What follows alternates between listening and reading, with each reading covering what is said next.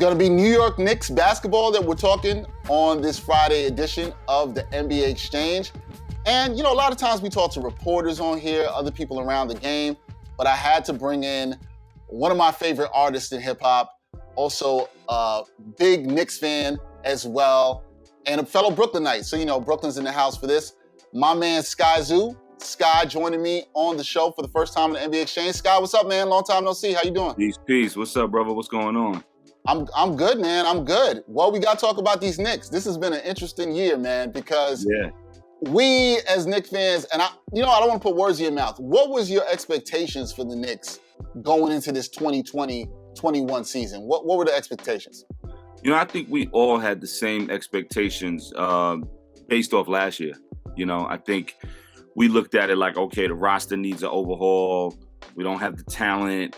We're probably going to be a lottery team, fade for Cade and all that stuff. And, so I think everyone, you may have some people that feel like they saw something different, but I don't think anyone saw this. I don't think anyone who's a diehard fan saw this, The only person I would say who saw this was probably Tibbs. You know what I mean? Nah, I could definitely see that. So as you're watching this season and you see the guys kind of trending upward, you're like, all right, we're competitive.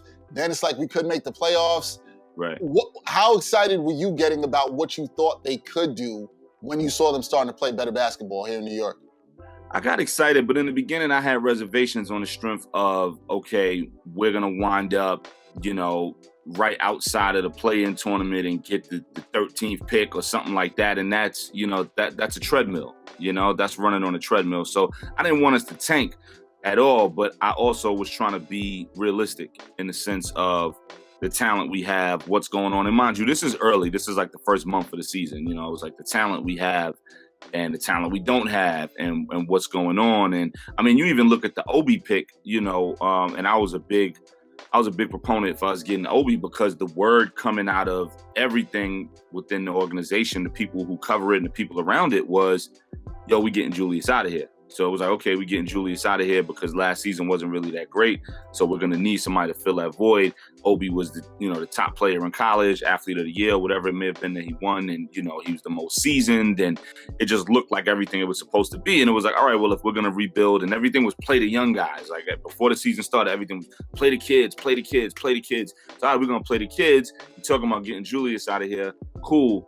Play the kids. You got Obi, who's a kid, running with RJ. You might be onto something as far as building that. And then when it started to really show what it could become and really, what Julius did.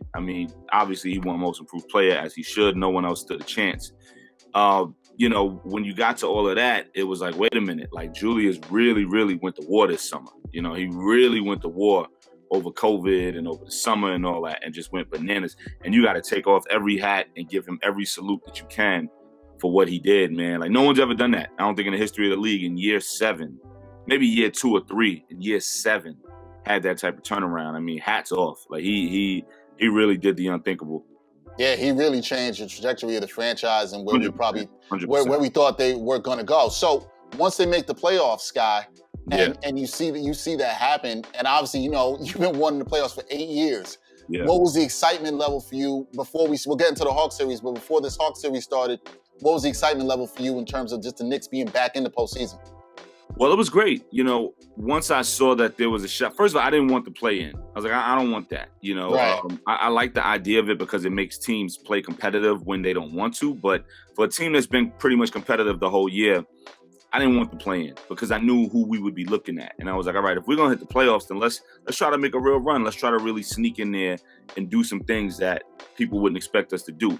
You get the 8th seed and you play in Philly, yeah, you probably going to get rocked. Or you get the 7th seed and you play in Brooklyn, as much as I hate to say, you're probably going to get rocked, So let's go up against somebody who we have a chance with, And I think the best shot was this 4-5 seed, even though, we're having ups and downs in this seed already. It shows you, imagine if we was up against Milwaukee. Imagine if we was up against Philly or Brooklyn. Like this would be a slaughter, So, I wanted us to get to the point that we're at. Get to the point where you're a 4 or 5 seed, where either way you playing the Hawks. And I think that's a more favorable, some more even match. It's more even Stevens than going up against Joel Embiid and him getting 30 and 20 a night. Like something like that. So I wanted us to get to where we are. it worked out the way I was hoping it would once it became a reality that we could get in this thing. Right. So now we're here playing the Hawks. Headed into the series, you said you liked the matchup. I did as well too. Mm-hmm. What was your prediction going into the series for the Knicks and what they could do against the Hawks? Knicks in 6. I felt like it'll be 6. I still do. If they would have lost last night, they would have been like, nah, this ain't gonna work. Because Right. that's a serious hole to get out of. And that's for any team. I mean, you look at the Mavericks and the Clippers right now. Clippers probably not gonna get out of that. You know what I mean? As much as it's wild to say that.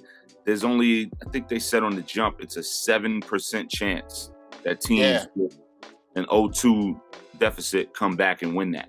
Only 7%, so if we would have lost last night, I think it would have been lights out. So we needed that. Last night had to happen. But I'm sticking with Knicks in 6. I'm sticking with us getting it in 6 games. I actually had, unbelievably, I actually picked the Knicks in 5. Don't know if that's still going to happen. Okay. It could. I'll be nice if I'm in the building at MSG to see that happen. I'm sure that would be dope. I know you will be at Game 3 in Atlanta for that. Let's look at last night's victory, Sky. They win this victory, come back. Offense doesn't look good in the beginning of the game, but the defense turns it up. Julius Randle looked more comfortable in the second half. How big was that a Game 2 victory for the Knicks just to not fall into that 0-2 hole? Huge win. It was one of their biggest wins of the season. Huge win. They had to get that. Again, if they lost last night, lights out. This thing would have been over. It might have been a clean sweep because when they get down here, Atlanta is full capacity as far as venues. Me living down here now, I know what the temperature is out here as far as, what's going on with businesses and venues and, whatever. And Atlanta's full capacity. That arena is going to be packed. And we've been giving them so much hostility as Knicks fans at the Garden. We've been giving the Hawks so much hostility, all the Trae stuff and trying to make him the new Reggie Miller and all that stuff and him being the villain. They're going to get that back. Now, granted, so many New Yorkers live down here, myself included. It's going to be 50-50 Knicks-Hawks fans easily. But them Hawks fans is going to show out because we showed out. If we didn't show out in games 1 and 2, they might have took it easy. But we showed out. Like, we acted up. Even last night, which I thought was really corny with the whole spitting thing on Trae Young, like, that was trash. So they're going to show out because they remember that and they see how loud and all that we are. They're like, oh, we hear you. Y'all loud. I bet. Like, they're going to show out. So it would have been, if they lost last night, it might have been a clean sweep. Do you think it's a big advantage? You talked about the Knicks fans being down in the ATL. As we know, many times the Knicks have gone down there. There's been a lot of Knicks fans in the building, but they're actually good now. Do you think that's an advantage for the Knicks in some way, going down to the ATL and having a decent New York presence down there? It is, because there's no other team that can go to any other arena on the road and have it feel like they're home. And when I tell you the amount of New Yorkers that live down here, myself included, it's ridiculous. Like, when you would go to Hawks games during the seasons over the years, the entire place was blue and orange. The entire place was blue and orange because so many New Yorkers moved to Atlanta just because, it's a better way to live as far as your bang for your buck, and we've talked about that in the past, if I'm not mistaken. Like, it's just as far as the money you save. I mean, there's no place in the world like New York, so don't get me twisted, but, raising a family and being able to, spread your money out and really get, my house, my 5-bedroom, 3-floor house is less than I was paying for rent in Bed-Stuy for a 2-bedroom. So when you have that, New Yorkers is here. So like, I say all that to say, when you go to the games, it's packed. So when the Lakers go to Phoenix, it's not like that. When the Nets go to Boston, it ain't gonna be like that. But when the Knicks go anywhere, it's like that, especially down here in Atlanta. But they're gonna show out. Hawks fans is gonna show out. It's gonna be wild in there. I'm already anticipating it's gonna be nuts. All right, I can't wait to see Friday night. So let's get on to that. Friday night, Game 3, series tied 1-1. What are the keys for the Knicks to come out on top 2-1 after the Game 3 on Friday night? Well, the Knicks' 2 top dogs got to show out. They got to show out. I think in Game 1, it was a little too bright. The moment was too hot. You got to think, there's no place in the world to rock at like the Garden. Whether home or whether you're the home team or the away team, the Garden is everything, for one. For two, you're talking about no playoff basketball for 8 years since my man Melo. Okay, you got that. And third, you got the fact that there's been no almost full capacity since COVID. So you got that.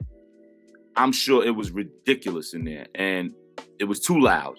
And certain players want that, but don't know how to handle it. You got a guy like Melo who can handle that. He can handle how loud it is in there and playing over. I mean, there was a moment where Nate McMillan, they had the camera on him and they had him mic'd up in game one, and he was like, I know y'all can't hear me. It's so loud in here, so you just got to look at me to know what to do. It's that loud in there. Like, the coach can't get his plays off, So I don't think a lot of them was ready for it. The first 5 minutes, they bricked everything. And soon when I'm watching that, I was like, oh, they in the moment. Right away, I was like, they in the moment. And me and my man was texting, and he said the same thing. I was like, yeah, bro, they in the moment. Like, they're not ready for this. As the home team, it's stupid in there. Like, you know what I mean? Like, they're not ready for that. Like, it take a certain breed to be ready for that. But it's cool. They'll get there. I think now the fact that it happened again in game 2 for RJ and Julius is scary. Everyone said, okay, they'll shake that off. But, I'm a Julius fan. I got the jersey and all that. And I've always been a fan of his. I thought he was a player who was kind of underrated, in his Laker days in New Orleans and all that. But he got to shake this off. Like, to see him do that again in game 2 was rough. He pretty much had the same stat line in game 2. He had a better second half, so it didn't look as bad. He had the same game. He missed a ton of his shots. He wasn't really there. He was just a body on the court, and he got to shake that off. Like, I know it's the playoffs, and it's loud, and the light is bright. You gotta shake that off, baby. It's time, because Trae never been to the playoffs, and Trae is losing his mind. Right. Trae built for it, you know what I mean? So, and then the same thing with RJ, like, you gotta shake that off, baby. Like, come on, you know what I mean? So we're gonna need them to step up, because if it wasn't for Derrick Rose and Alec Burks, last night doesn't happen. If it wasn't for all that, it doesn't happen. Would you say you're encouraged, Sky, by the fact that because RJ and Randle haven't played that well up to their capabilities that we've seen this season, and the series is tied 1-1, does that encourage you or worry you as a Knicks fan? As far as what they're going to do in game 3? Yeah, as far as what they can do in game 3. It encourages me for Julius because he's been known to bounce back, which is why it was so surprising that he didn't bounce back last night, but I think he'll be all right. It encourages me but worries me for RJ a little bit. But I think it's going to be hot down here, man, and no pun intended with the weather. It's going to be hot in that arena on Friday, man. It's going to be nuts, man. Like, it's going to be loud in there because, like I said, the Hawks fans, they see us. Like, come on, they spit at Trae. They're not going to have that when we come there. It's going to be wild in there. I'm already anticipating it. It's going to be rough because they like, hold up. Y'all did that to our peoples over there? All right, wait till y'all get here. So it's going to be a wild one. So I say all that to say, again, I don't know if heads can handle that. I know Derrick Rose can because he's been in those moments and he's built like that. Obviously we're seeing Alec Burks is good for that. There's certain guys on the team that can swing with that, but I don't know. I think RJ still might be a little too young to be able to handle that. And I like RJ a lot. I'm a fan. The moment he got drafted, I ordered the jersey. I'm a fan. I don't know. I hope he can. I'm rooting for him too, but I am a little worried of which way it could go. They got to clean it up. They got to clean it up, man. they got to get these two. Now, you like me, I know you talked about this before. You're very happy to see the fans back in the Garden. You've been in many games like myself at the Garden. I know watching on TV, how much of the energy are you feeling from what you see in the Garden right now? Just even watching at home, the energy is crazy, right? Oh, you can feel it for sure. You can feel it. It's louder than I don't know what. You saw Bron tweeting about how loud it was just being at home. It's louder than any arena, period. You know what I mean? Like, the Barclays could never. They could never. No matter how many tickets James Harden buy for people, the Barclays could never. You know what I mean? Like, so, you can feel that energy in there. You can see what it is. And it's just amazing to see it. Every move, everybody's ready. You know what I mean? As soon as an inbound pass is made, everybody's up on their feet, ready to go. And it's amazing. It's something that it shows why New York is New York. And we needed a team to get behind with that. And no one knew it would be this team with this kind of ragtag group of players. You got RJ, Derrick Rose, Julius, of course. And then you got some guys, you know what I mean? You got some guys. And, this guy's cool. This guy's pretty nice. This guy, all right, this guy's whatever. And they out here running. So, it's an underdog team for real. It is an underdog team, but a lot of talk in the city, and I'm sure you've heard this too, seen this on Twitter, social media, whatever. A lot of the talk has been, who runs the city? Is it the Knicks? Is it the Nets? You got different people with different views on this. What are your thoughts on that? Does any of this even matter, Sky, at all whatsoever? Do you, as a Knicks fan, do you care about that at all? I care about it just on the strength that I never was with the Nets coming to Brooklyn anyway. You know, I'm a diehard Knicks fan, and no matter where you were from in New York, it was the Knicks. It's straight up. If you was from Brooklyn, if you was from Harlem, you was from Long Island, you was from Queens, it was the Knicks. That's it. So I never was with them coming to Brooklyn. They are they're the gentrified team. You know, the same way you talk about, you know, everybody moving to Brooklyn and changing what Brooklyn is and all the stuff I talk about on my new record. That's the basketball team for it. Same thing. You know what I mean? Like, that's who they are. And that's cool. You know, it's cool for friendly competition or whatever. The Knicks clearly run the city. I mean, it's no contest. I mean, you have a team that's pretty much the new Miami Heat as far as the Nets, but better, you know, because from a talent standpoint, you know, you got James Harden, you know, and Kyrie and Kevin Durant. You know, I think all of them are over Chris Bosh. So they're better in that sense, you know, as far as than the Heat. But you got the new version of Miami Heat, and no one in the city's talking about them. The media is not even covering them the same. Like, they blow a team out or get busy or James Harden loses his mind, and the byline on the back of the paper is this small, you know? And then the Knicks barely win the game, and they got the whole back page and 5 pages inside. Like, nobody care about the Nets, man. You know what I mean? Anybody who care about the Nets is either from Jersey or his heads from Brooklyn that want to prove they super Brooklyn. And that's cool because I'm from Brooklyn and I'm super Brooklyn and all that. But I'm Brooklyn enough to know that's not our team. Our team is the New York Knicks, win or lose, you know? So I care in New York about the Nets, man. You know what I mean? Like, you know, they got dope logos and dope jerseys. Every year they come out with a fire jersey. They gave Biggie a jersey, which I thought was beautiful. But I care about the Nets. It's the Knicks, straight up, you know? Back to the Knicks, though. Back to the team that you root for that we're talking about. How excited are you about the future of the team, Sky? Because I think when you and I, we talked about the Knicks over the years, we kind of were like, all right, when are they going to get this together? When are they finally going to put the pieces together? Are you excited about the future of this team, and what would you like to see happen with the Knicks going forward? I'm excited about the future of them from a front office standpoint. Obviously, we've shown that we've gotten it right. It's taken a long time, but we got it right. You know, you look at Leon Rose and Wes and, you know, even Scott Perry still being down and everything that he's been able to provide. And you look at the fact that Dolan has literally stayed out the way. We haven't seen him. We haven't heard him. Nothing. He stayed out the way. It's beautiful. So I think from a front office standpoint, we're fine. And I think Leon's going to stick around for a while. I don't think he got in this to do 2, 3, 4 years and peace out. You know, I think he's going to be around for a long time. Tibbs, obviously, that turned out to be beautiful. All the candidates we had that it could have been, and there was people against Tibbs and for Tibbs. And I was in the middle. I'm a Tibbs fan, but my only issue was, yeah, he's going to run them in the ground. You see what he did with the Bulls. He's going to run them knees in the ground, you know. And he's showing it. It's just, thank God they all healthy, you know, knock on wood. But he's showing it. Like, you know, Julius and RJ led the league in minutes. So he's showing, like, yeah, I play my guys. These guys is getting 40 minutes a night easy, you know. So, but Tibbs was clearly the right pick and the right call on that.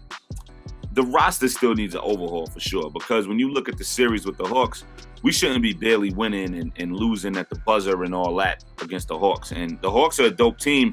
They have a little more talent. You know, I think Trae is incredible. I'm a Trae fan. You know, we should be knocking them out. So I think there still needs to be a talent overhaul, regardless of the Cinderella season that we're having and the fact that we're in the playoffs and we're making moves and it's hard, gritty, you know, hard-nosed, kind of like Memphis was in the Tony Allen days, the grit and grind and all that. We need a talent overhaul. You know, clearly at that point guard spot, we need a real sniper in that starting lineup. You know, we need a talent overhaul with certain pieces. Certain guys got to stay. I think you 1,000% re-sign Derrick Rose. You 1,000% re-sign Alec Burks. Obviously, you keep Julius for the long haul. RJ is already here. He's locked in for a couple more years. Other than that, I think a lot of them other guys can peace out. You know, I think we do need a talent overhaul. There's other guys that I think Alec Burks is a definite. You got to keep him off the bench. But, you know, a lot of them guys, we do need a talent overhaul. Yeah, it's gonna be interesting to see what they do in the future going forward. But I think the future is bright for sure. Before we get you up out of here, Sky, All the Brilliant Things, new album coming out June 11th.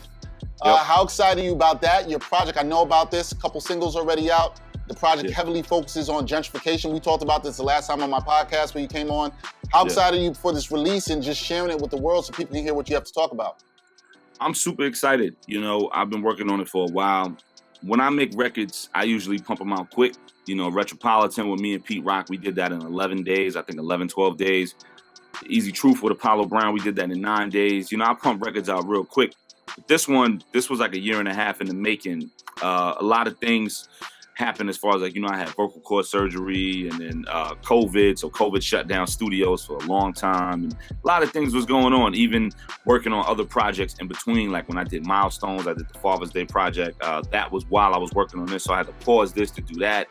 So a lot of things, kind of held up me creating this project. But it was for the better.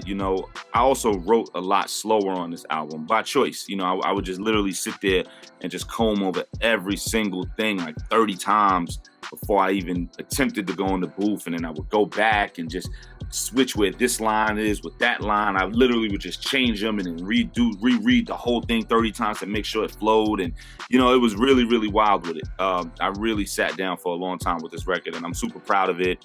It's a fantastic record. The few people who have heard it have, literally been like, man, I don't know who else is dropping this year, but it really doesn't matter. Like, this is the one. So I'm excited about that. I'm happy and humbled by people saying that. And it's awesome, man. It's about gentrification and cultural appropriation and just taking back what's ours, really getting to the root of it. And you can't fix something if you don't understand it. So I'm really putting it all on the table and helping people to understand gentrification and also understand cultural appropriation and how they kind of go hand in hand at times and what it means to us as folk who look like us, who are from our areas, who created the things that we've created and the contributions that we've made to this country and to this world. And the way that people try to turn the light out on that, and when they turn the light back on, they situate it to look like they created it or they're in charge of it or they're the ones who dictate what it is. And no other cultures and no other types of people have that happen to them. It's only us, It's only us that happens to. So I just wanted to really put some understanding to that so that we can figure out how to reverse that course. Well, I can't wait to hear the album. Can't wait to talk to you more about the album in a couple of weeks.